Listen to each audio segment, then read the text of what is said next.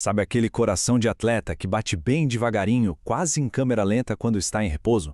Pois é, para uma pessoa comum isso seria até motivo de preocupação. Mas para atletas de elite, isso é o normal, um fenômeno conhecido como bradicardia. A grande questão sempre foi: como eles chegam a esse ponto? É só na base do esforço e do treino, ou tem algum segredo escondido no DNA? Essa é a pergunta de US$ 1 milhão, né? Essa frequência cardíaca tão baixa é só um troféu conquistado com suor? Um sinal do ápice do condicionamento físico? Ou será que esses atletas já nascem com uma vantagem, uma predisposição genética? É exatamente essa questão que a gente vai investigar a fundo agora. Então, para começar, vamos entender o que se pensava até pouco tempo atrás. Qual era a visão tradicional da ciência sobre o coração de um atleta? Olha, por muito tempo, a resposta parecia óbvia. A tal da bradicardia sinusal era vista como uma consequência direta do treinamento intenso.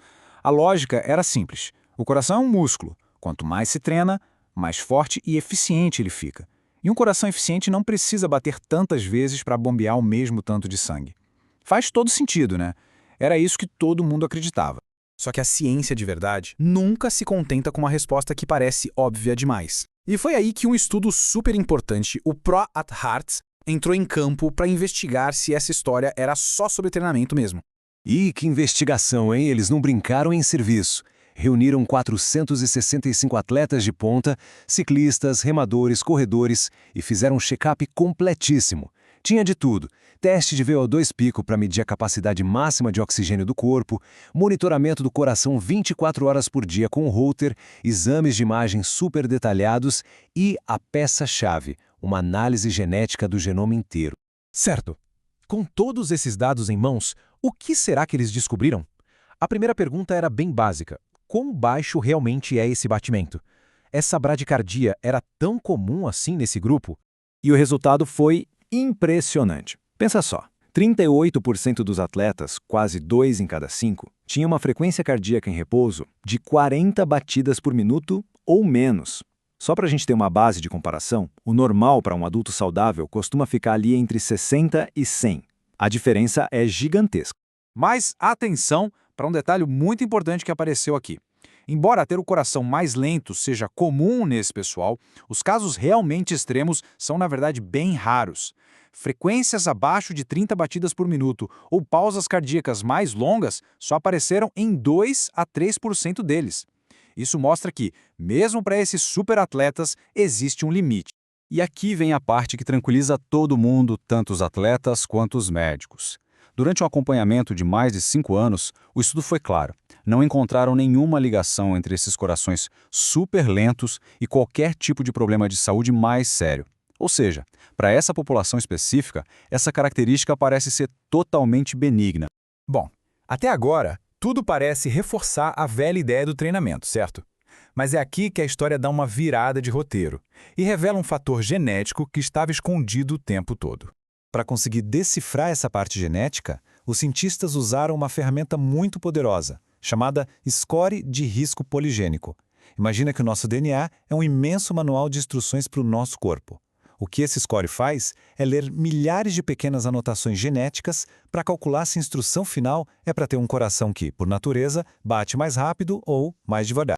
E esse gráfico aqui é a prova visual dessa descoberta. É fantástico. Cada coluna dessas é um grupo diferente. Agora, olha só a coluna da direita, a dos atletas com bradicardia, com o coração bem lento. A pontuação genética deles é nitidamente mais baixa que dos outros grupos. Isso é basicamente uma assinatura genética, mostrando que existe sim um componente hereditário forte ali. Então, vamos resumir a principal descoberta genética. A tendência de nascer com um coração mais lento é de fato mais comum em atletas do que na população geral. E mais importante ainda, é muito mais comum naqueles atletas que têm a bradicardia mais acentuada, com o coração batendo a 40 vezes por minuto ou menos. A genética estava dando um sinal claro. Com isso, a gente chega na hora de juntar todas as peças do quebra-cabeça. Afinal, é o condicionamento, são os genes ou uma mistura dos dois? Então, a resposta final é os dois. Não é uma competição entre treino e DNA. O estudo provou que o condicionamento físico e a genética são parceiros nessa história. Eles atuam de forma independente, mas o resultado final, aquele coração super eficiente do atleta, é uma combinação dos dois fatores. Essa imagem técnica, tirada direto da análise do estudo, mata a charada. Ela mostra que tanto o nível de condicionamento, o fitness, quanto a pontuação genética, o Genetic Score, tem um impacto significativo e separado na frequência cardíaca. Em outras palavras, mesmo que dois atletas treinem da mesma forma, aquele que tiver a predisposição genética vai acabar com o coração ainda mais lento. E qual o peso desse fator genético? Olha, não é pouca coisa não. Ter a genética certa para um coração lento mais do que dobrou as chances de um atleta apresentar bradicardia. Ou seja, a genética não é só um detalhe, ela é um dos personagens principais dessa história. E tudo isso nos leva a uma reflexão ainda maior. Uma daquelas perguntas clássicas. No fim das contas, atletas de elite nascem prontos ou são construídos pelo esforço? Vamos voltar àquela comparação inicial. O estudo mostrou que o grupo de atletas de elite como um todo tem uma pontuação genética para a frequência cardíaca mais baixa do que a população geral. Ou seja, essa predisposição para um coração mais lento não é aleatória, ela está muito mais presente nesse grupo de altíssimo rendimento. E isso deixa a gente com uma provocação final que é de arrepiar. Será que essa predisposição genética para um coração mais lento não é, na verdade, uma das chaves que abre a porta do atletismo de elite? Talvez, para chegar ao topo do pódio, não baste apenas treinar duro. Talvez ajude, e muito, nascer com um coração que, por natureza, já está um passo à frente de todos os outros. Fica aí a reflexão.